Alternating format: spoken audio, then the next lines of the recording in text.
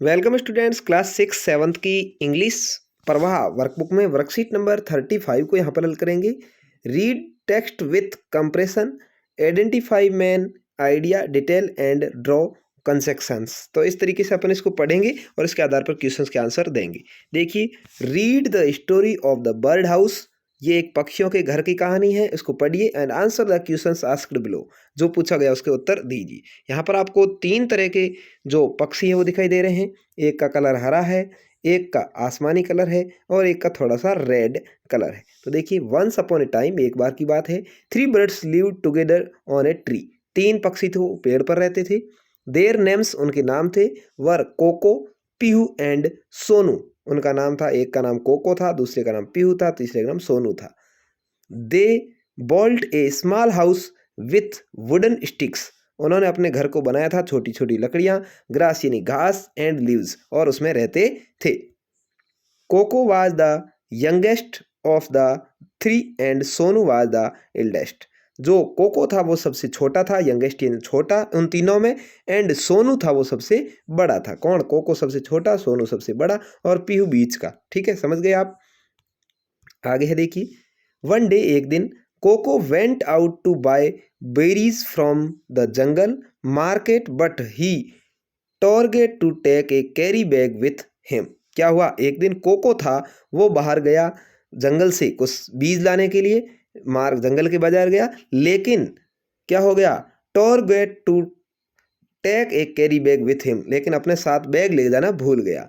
Pihu and Sonu, Pihu और सोनू जो उसके भाई थे, थॉट, उन्होंने सोचा, that they should go after Coco with a carry bag, otherwise he will have to bring the things in a polythene bag.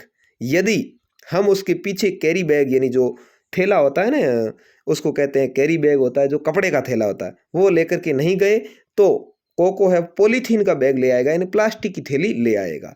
Both, उन दोनों ने सोचा, now how harmful polythene in for the environment and all animals. और जो polythene है वो पर्यावरण के लिए, यानी एनवायरमेंट इन पर्यावरण के लिए और जानवरों के लिए हानिकारक है। उन्होंने कहा कि ये तो पर्यावरण के लिए हानिकारक है। सो उन्होंने सोचा, that few with carry bag and met Coco in the market. तो उसने कहा कि कोको को अपने कुछ बैग लेकर के जाना चाहिए था। All of them both groceries, clothes and other things for their home and come back. और फिर वो कैरी बैग लेकर के गए और वो वहाँ से कुछ कपड़े, कुछ अन्य सामान भर करके ले आए। तो क्या अच्छी सीख दी है कि हमको पॉलीथीन का प्रयोग नहीं करते हुए कपड़े के बैग का प्रयोग करना चाहिए, क्योंकि पॉलीथीन है वो पर्यावरण और पक्षियों के लिए, जानवरों के लिए हानिकारक है। अब इसके आधार पर आपको सवालों का आंसर देने हैं।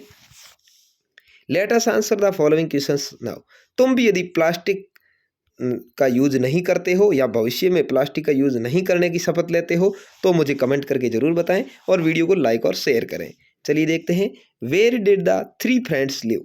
जो 3 दोस्त थे वो कहाँ रहते थे? 3 friends lived together on a tree. Friends लिखा है, दोस्त लिखा है, यहाँ भाई जो भी थे वो तीनों पेड़ पर रहते थे। What did they build their house with. उसने अपना घर किससे बनाया था? They built small house with wooden sticks, grass and leaves. उन्होंने क्या किया था?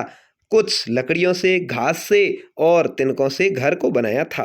What do you build your house with.